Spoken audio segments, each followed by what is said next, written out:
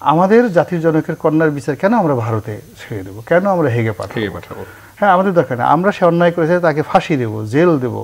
আমার তো ভয় হচ্ছে যে শেখ হাসিনাকে তারা ইনজেকশন পুশ করে মেরে ফেলে কিনা। এরকম অনেক ঘটনা এইভাবে ঘটেছে, যে দেখা গেল যে ধীরে ধীরে স্লো পয়জনিং করিয়ে বা কোনো কোনোভাবে, ঠিক আছে সে অসুস্থ, বয়স 80 বছর হয়ে গেছে, সে মরে যেতে পারে। তো সব মিলিয়ে আমরা যদি বাংলাদেশে এনে তাকে বিচার করতে পারি, এটা আমাদের দেশের জনগণের জন্য একটা ইতিহাস হয়ে থাকবে। তারপরে আর যাই হোক না কেন, তিনি তো একটা জাতিগোষ্ঠী যখন তৈরি হয়, আপনি এখন এটাকে অনেকেই যে আমাদের যে যেটা হলো গণ অভ্যুত্থান, এটাকে অনেকে মুক্তিযুদ্ধ বলার চেষ্টা করছেন। আমি খুব বিনয়ের সঙ্গে বলছি যে মুক্তিযুদ্ধ একটা জাতির জীবনে একবারই হয়।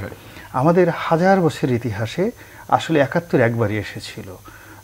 ৭১-এর মতো করে মুক্তিযুদ্ধ আমাদের জীবনে কখনো ঘটেনি এবং কোনোদিন ঘটবে না। এক। ২ নম্বর হলো যে যখন একটি মুক্তিযুদ্ধ হয় এবং একটি জাতিসত্তার সৃষ্টি হয়, তখন সেখানে একজন জাতির পিতা থাকে। এখন সেটা আপনি কাকে বানাবেন এটা আপনার ব্যাপার, কিন্তু পিতাহীন কোনো রাষ্ট্র হয় না।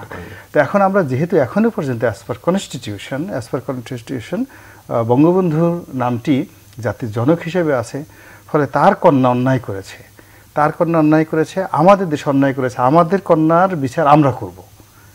আমাদের জাতির জনকের কন্যার বিচার কেন আমরা ভারতে ছেড়ে দেবো, কেন আমরা হেগে পাঠাবো?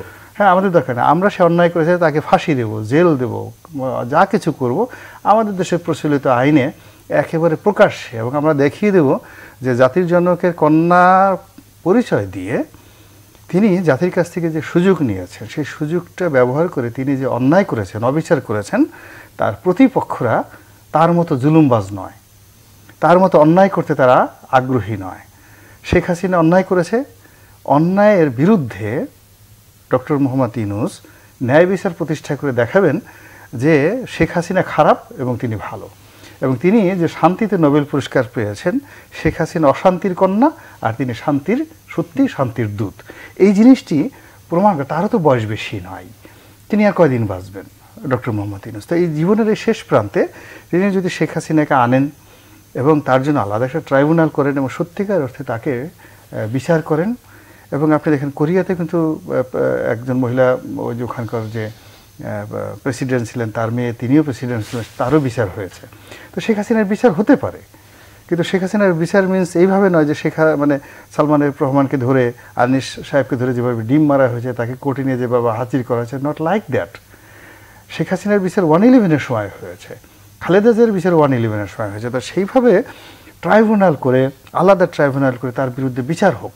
এই যে সকল অন্যায়, এই যে যতগুলো হুকুমের আসামি, খুন, রাহাজানি থেকে শুরু করে যা যা হয়েছে সব বিচার হোক, কিন্তু আমাদের যিনি জাতির জনকের কন্যা, অ্যাজ লং অ্যাজ ওইটা পরিবর্তন না হচ্ছে, আমরা তো এখনও পর্যন্ত জিয়াউর রহমানকে জাতির পিতা ঘোষণা করিনি, আমরা এখনও পর্যন্ত মাওলানা ভাসানীকে জাতির পিতা ঘোষণা করি, টিল নাও বঙ্গবন্ধু শেখ মুজিবুর রহমান জাতির পিতা।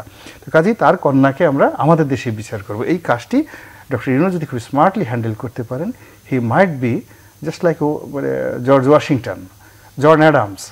ওনাদের পর্যায়ে আমেরিকাতে যখন আব্রাহাম লিঙ্কনের নাম যত সুন্দরভাবে উচ্চারিত হবে, জন অ্যাডামসের নাম যেভাবে উচ্চারিত হয়, জর্জ ওয়াশিংটনের নাম যেভাবে উচ্চারিত হয়, বাংলাদেশেও আগামী দিনগুলোতে বঙ্গবন্ধু শেখ মুজিবুর রহমান, শহীদ প্রেসিডেন্ট জিয়াউর রহমান, তারপরে হোসেন সৈয়দ সরওয়ার্দী, মাওলানা আব্দুল হামিদ খান ভাসানী, তারপরে জনাব তাজউদ্দিন আহমদ, ওই নামগুলোর পাশে পাশে রাজনীতিবিদ হিসেবে অমর এবং অক্ষয় হিসেবে ডক্টর ইউনূসের নামটাও যুক্ত হবে। এখন তিনি সেই সুযোগ কীভাবে নেবেন, এটা তার ব্যাপার।